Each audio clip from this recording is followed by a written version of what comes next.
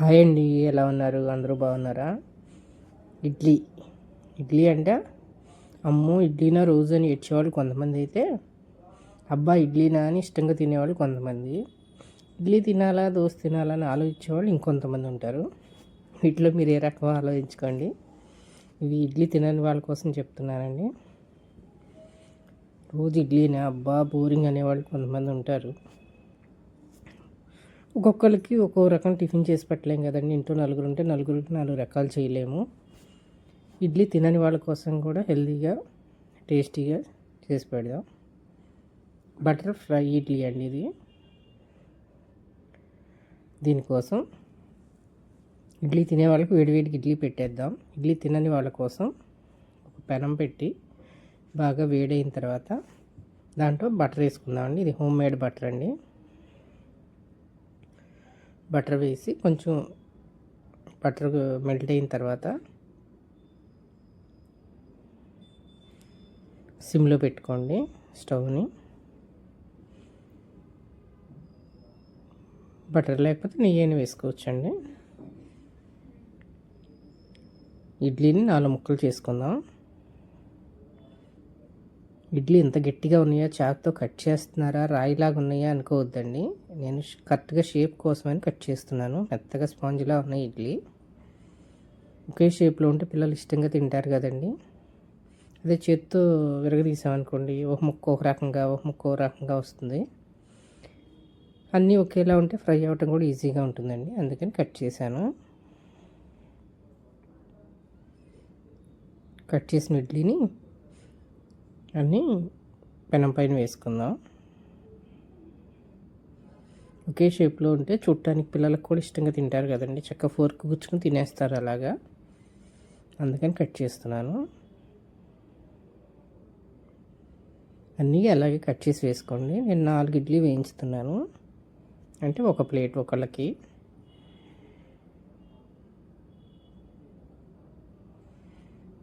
Cut చేసి వేసి కలుపుకుందాం. 2 వైపులా తిప్పుకుందాం.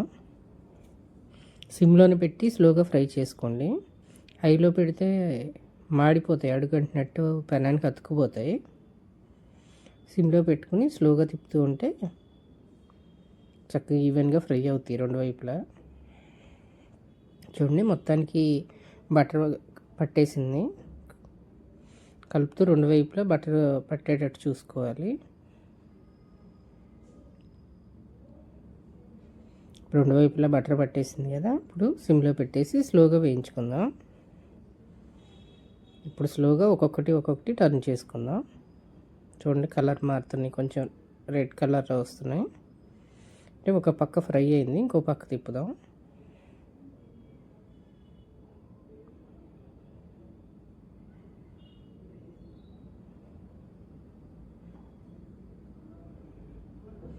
ఇడ్లీ చాలా బాగుంటాయండి, ఫ్రై ఇడ్లీ.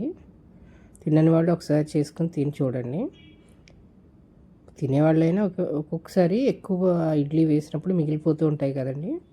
సాయంత్రం పూట పిల్లలు వచ్చినప్పుడు వేడివేడిగా చక్కగా ఇట్లా నెయ్యి కానీ బటర్ కానీ వేసి ఫ్రై చేసి ఇస్తే ఇష్టంగా తింటారండి. పొద్దున ఇడ్లీ సాయంత్రం పెడితే ఎవరు తినలేరండి, గట్టిగా ఆరిపోతాయి కదా, గొంతు దిగవు. ఇలా చేసి పెడితే హ్యాపీగా తింటారు. ఇడ్లీ తినని వాళ్ళ కోసం కూడా చేసి పెడదాం. చూడండి 2 వైపులా వేగింది కదా. ఇప్పుడు ఒక పావు స్పూన్ ఉప్పు వేస్తున్నానండి. ఇది పింక్ సాల్ట్, అందుకని కలర్ అలా ఉంది. ఉప్పు వేసి బాగా 2 వైపులు కలుపుకుందాం. ఇడ్లీ మొత్తానికి ఉప్పు పట్టేలా కలుపుకుందాం.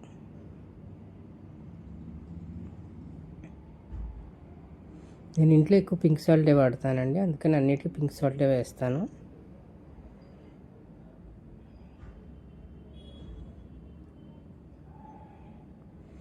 బాగా ఉప్పు పట్టేలా చూసుకుందాం. 2 వైపులా కలుపుతూ ఉండండి. స్లోగా కలపండి, ముక్కల్ని మెత్తగా పొడి చేసేయద్దు. ఇప్పుడు ఇది కారం అండి, ఇంట్లో తయారు చేసుకున్న కారం. ఇందులో జీలకర్ర, వెల్లుల్లిపాయలు, కొంచెం పసుపు వేసి మిక్సీ పట్టిందండి. కొంచెం పల్లీ పొడి కూడా వేసాను, పల్లీలు కూడా వేసానండి. పల్లీలు కూడా వేసి మిక్సీలో కొంచెం తిప్పుకొని అన్నీ కలిసేలాగా ఇడ్లీలో వేసానండి. ఒక స్పూన్ వేసాను. మీరు తినే కారాన్ని బట్టి చూసి వేసుకోండి. స్టవ్ కట్టేసి మాత్రమే కారం వేయండి, లేదంటే మాడిపోతుంది. పెనం ఆల్రెడీ హీట్లో ఉంది కదా, ఆ వేడి సరిపోతుంది. స్టవ్ కట్టేసి కారం వేసుకుని బాగా కలిపిన తర్వాత సర్వ్ చేసుకోండి. ఇది తిని ఇడ్లీ నచ్చిన వాళ్ళకి చేసి పెట్టి ఎలా ఉందో కామెంట్ చేయండి. నచ్చితే లైక్ చేయండి, షేర్ చేయండి, సబ్స్క్రైబ్ చేసుకోండి. ఎలా ఉందో తిని కామెంట్ చేయటం మర్చిపోవద్దు. Thank you.